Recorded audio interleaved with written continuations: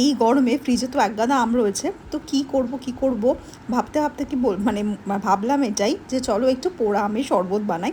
আর যেরকম ভাবা সেরকমই কাজ, আমটাকে ভালো করে পুড়িয়ে এর মধ্যে হচ্ছে চিনির গুঁড়ো, লঙ্কা, পুদিনা পাতা, আর যেহেতু জিরা আমি এর মধ্যে একটু আগেই জাস্ট রোস্ট করে গুঁড়ো করলাম, তো জিরেটা ছিল এর মধ্যে।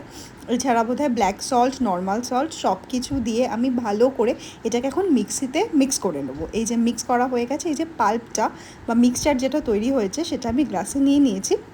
আর মিক্সিটাকেও ধুয়ে আমি বাকি যতটুকু লেগেছিলো সেটা নিয়ে নিয়েছি। আর হচ্ছে এখানে আমার প্রচুর আইস, থ্যাঙ্ক গড আমি আইসটাকে রেডি করে রেখেছিলাম আগে থেকেই।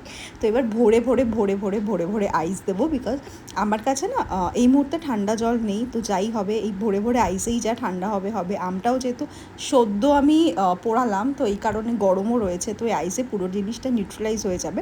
এবার এখানে জলটা দিয়ে দিচ্ছি, মানে যেটা ওই মিক্সি ধুয়ে জলটা রেখেছিলাম, বাট আমার মনে একটু কম হয়ে গেল। এক কাজ করি, দুটোকে একসাথে মিক্স করে নিই, তাহলেই আমার মনে হয় একদম প্রপার টেস্ট হবে। আলাদা একটা জায়গায় নিয়ে দুটোকে মিক্স করে নেওয়াই ভালো, আমার এটাই মনে হচ্ছে। গরমে জীবন শেষ, ফাইনালি আমার পোড়া আমের শরবত রেডি। প্রত্যেক চুমুকের যে একটা শব্দ হয় না, সেটাতেই মনে হচ্ছে প্রাণটা জুড়িয়ে যায়। আমি একটু ওয়েট করছিলাম আইসগুলো গলার জন্য, গলে গেছে, এবার খেয়ে নিই চলো।